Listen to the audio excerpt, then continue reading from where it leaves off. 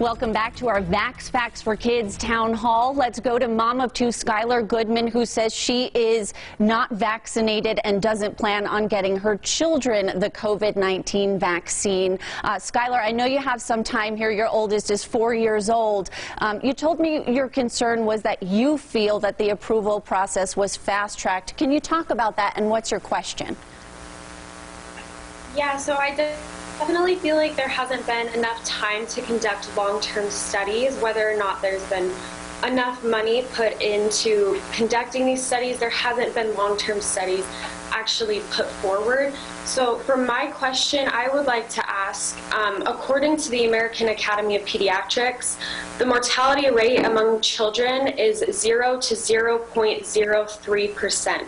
So why should I, as a parent, risk my child obtaining any side effect or adverse reaction to the vaccine, like the many cases already seen among adults? Dr. E, can you address Skylar's concern here? Yeah, absolutely. So I think one thing to point out is when you're looking at mortality rate, they're looking at the collective mortality rate pre-Delta variant as well, which we know was milder, which we know had a much lower mortality rate. So as this continues, this pandemic, those numbers may shift. The other thing is, how many deaths are okay, and do we want to risk our own children as part of that? And here in Clark County, we have had some deaths already, and we've had over 90 cases where children have had significant serious consequences with long-term inflammatory organ damage from it. And so in my opinion, it's kind of like a seatbelt. It's not 100% guarantee, but I want that layer of protection for my kid and for yours as well. Skylar, hearing that information and those numbers, does that concern you, and do you feel like you're willing to take the risk Dr. E is referring to?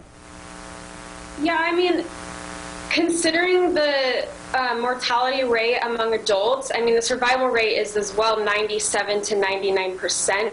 So to me, the risk of my child obtaining even a side effect, but more so importantly, a long-term condition or an adverse reaction, to me, isn't worth them taking the vaccine when it's shown that it's not as effective as it could be when there's people still getting positive COVID results fully vaccinated.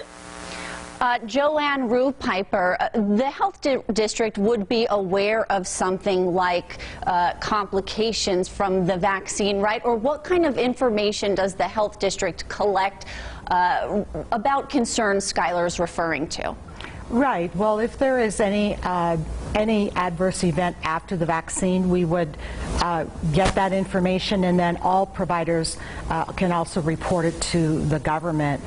We do know that that most of the deaths and hospitalizations that occur are related to unvaccinated people. For vaccinated people, it's a small percentage. Thank you so much. Now, when we come back, we'll hear from a parent who says he's not an anti-vaxxer, but he is against the COVID vaccine. He'll tell us why. You're watching a special edition of 8 News Now at 4.